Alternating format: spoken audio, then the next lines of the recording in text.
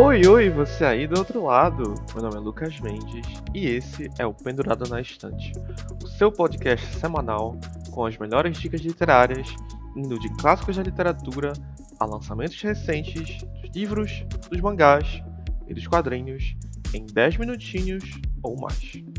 Bom, galera, dezembro aí, segundo episódio aqui do mês. E hoje a gente escolheu uma. Eu escolhi uma. A gente. Como se realmente eu não fizesse sozinho. Enfim, assim que você conte com a voz na minha cabeça. Enfim, no episódio de hoje eu vou falar de uma fantasia. Sim, ó, o Lucas falando de fantasia de novo. Uau! Mas uma fantasia diferente. Eu tenho dado um foco muito grande para YA, alta fantasia aqui no podcast. Mas essa é uma fantasia um pouco diferente, uma fantasia um pouco diferenciada. Nossa, que repetitivo. Enfim, e ela é da V. Schwab. Ela é famosa por ser autora também de YA, mas esse é um dos livros adultos dela. E o nome é A Vida Invisível de Ed La Rue. Vida Invisível de Ed La Rue foi um grande sucesso. Ela saiu em 2020, chegou aqui no Brasil em agosto, entre julho e agosto de 2021.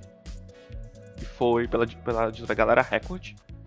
E qual é a história de A Vida Invisível de Ed La Rue? Bom, ele começa na França, em 1714, e Ed La Rue não queria pertencer a ninguém ou lugar nenhum. Como uma mulher, ela foi marcada para ser um casamento arranjado, mas em um momento de desespero, ela faz um pacto com uma entidade misteriosa, que aparece para ela durante o anoitecer. E ela basicamente ela ganha a vida eterna, mas com uma maldição, que ela é esquecida por todo mundo que conhece ela. É um piscar de olhos, uma virada de costas e como se fosse tipo assim um sopro, a Ed se vai da memória das pessoas.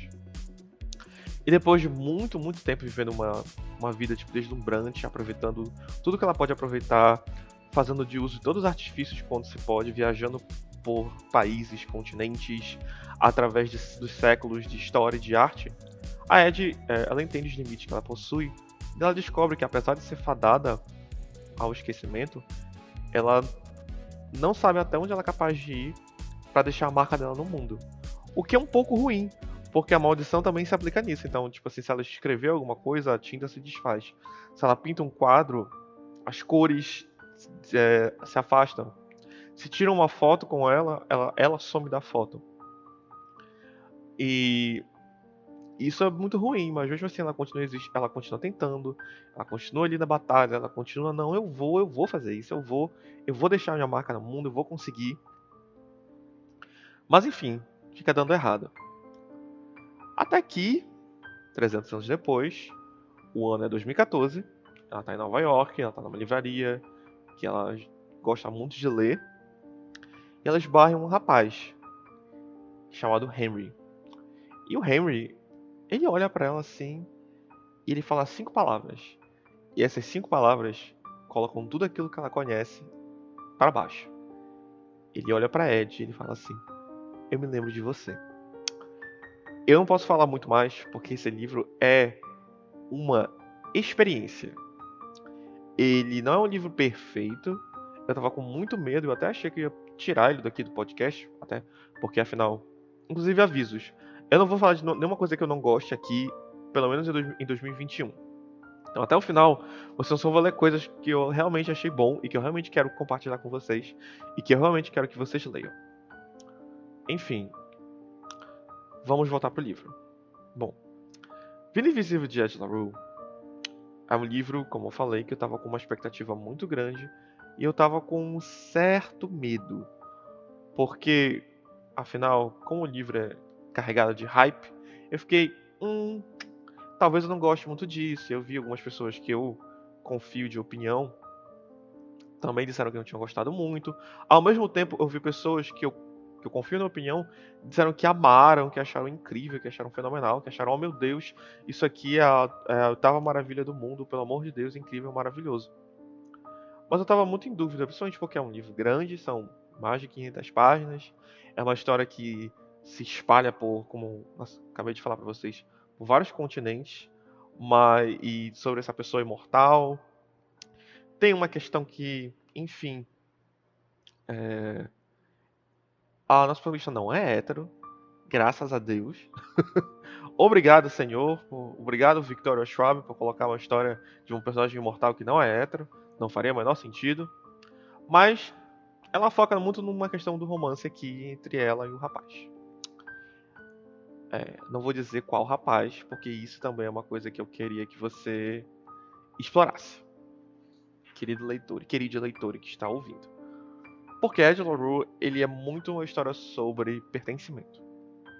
Ele é muito uma história sobre como você, o nome fala, você se sente invisível, e ele puxa esse pano de fundo de fantasia para falar sobre essa sensação de não pertencimento e esse desejo de pertencer a algum lugar. Eu gosto muito de como ele retrata o jeito como a Ed vê o mundo. Como ela é uma pessoa que ela busca... Nessa busca dela por deixar uma marca dela, ele, logo no começo do livro, quando ele mostra a vida dela antes da maldição, tu vê como ela enxerga a poesia, como ela enxerga a beleza nas menores coisas. Como ela valoriza as histórias do pai, como a mãe é uma coisa muito reditiva, e como ela não se lembra às vezes das histórias que o pai dela contava, mas ela se lembra do jeito como ela contava, ela se lembra da paixão, ela se lembra de como aquilo motivava ele, como aquilo inspirava ele, como aquilo inspirava ela. E como isso também justifica o próprio desespero que ela sente quando ela percebe que a vida dela tá traçada e que ela não vai ter tipo nenhuma escolha sobre o futuro dela, como ela não vai ter nenhum tipo de liberdade sobre aquilo que ela realmente quer fazer. Eu consigo me identificar muito com isso e eu consigo ver que a autora trouxe isso de um lugar muito pessoal e ele tem uma escrita também muito diferenciada. Tipo, a Vi Schwab, ela passou 10 anos para escrever esse livro. E realmente tu sente isso. Tu sente que ela passou 10 anos cozinhando essa história. Tu sente que ela estava aparando muitas arestas. Porque é um livro muito diferente. Eu já li outros livros dela. Eu li o Vilão, que é ótimo. E sobre o Vingança, isso é um assunto que eu deixo para 2022. Mas é uma história muito madura, muito reflexiva. Tem uns momentos assim, muito onde ela reflete muito, não só sobre a condição dela, mas sobre tipo, a condição humana. E como uma pessoa imortal, ela tem uma perspectiva bem diferente. E esses momentos podiam ficar chatos, podiam ficar tipo assim, ai nossa, esse excesso de filosofia, uau. Nunca foi feito antes, uau. Mas eu sinceramente, eu me impactei muito com isso. Eu acho que considerando todo o contexto que a gente está vivendo ainda está vivendo, de pandemia, e eu mesmo com os meus próprios questões que eu tenho com a minha própria saúde mental, eu me vi muito nos dilemas em que a Ed se encontra, no jeito como ela tenta desesperadamente lutar contra uma perspectiva que parece ser imutável. Como ela pode continuar tentando fazer as coisas diferentes se nada ao redor dela muda, se tudo parece a mesma coisa sempre e nada parece ser diferente? Eu me vejo muito nisso. E acho que foi nisso que o livro me pegou. Por isso que eu senti. Foi uma história que eu não sinto se eu vou reler esse livro algum dia, mas a experiência de ter lido ele me marcou. Foi uma das leituras que mais me marcou esse ano. E além disso, do jeito como ela usa os elementos de fantasia, ela cria uma atmosfera que é muito envolvente. Tipo, me lembra muito realismo fantástico, mas tem ainda esse quê de fantasia. Tipo, eu acho que a própria questão da maldição e as regras dessa maldição é tão bem construído que te deixa com raiva. Porque é muito cruel e ao mesmo tempo é brilhante. E eu sinto que isso é uma força do livro. Porque eu tava vendo aquela gente, coitada, tipo, pelo amor de Deus.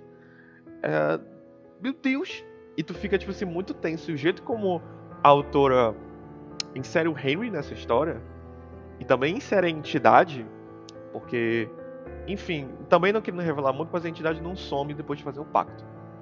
Ela reaparece e vai reaparecendo mais vezes. Assim como a presença do Henry. E isso cria um contraponto muito legal.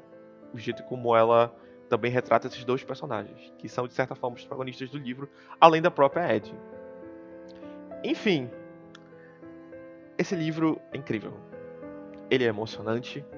O final dele, assim, o começo dele é bem lento, mas ali depois da parte 1 do livro, a partir da parte 2, quando o livro já vai pegando no tranco e até o final, é lindo.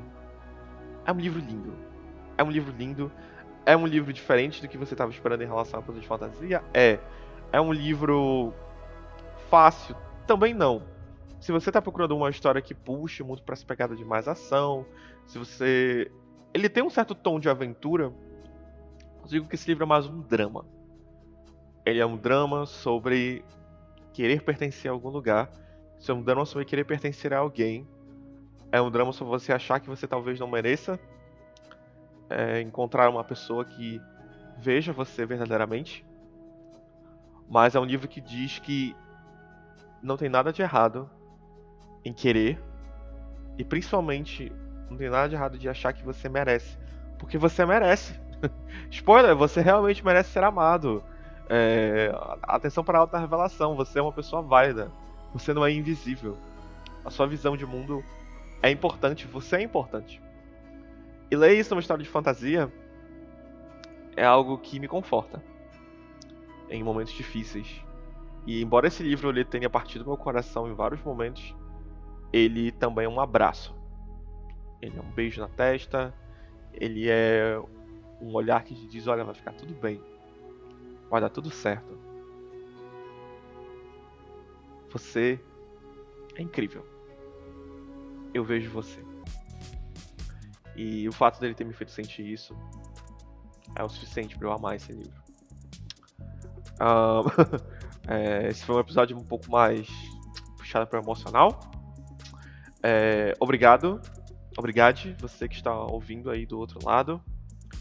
Foi muito bom poder falar desse livro aqui e continuar esse projeto agora aqui em dezembro. Vai ter um filme de Ed La Rue, vai sair pela Amazon, creio eu. Espero que seja bom. A diretora que eles contrataram é de Euphoria e também de um filme podre chamado A Última Carta de Amor, que também é uma adaptação de outro livro, que me deixa um pouco com medo, mas vamos torcer pelo melhor. E é isso, gente. Esse foi o episódio de hoje. Muito obrigado por ter ouvido.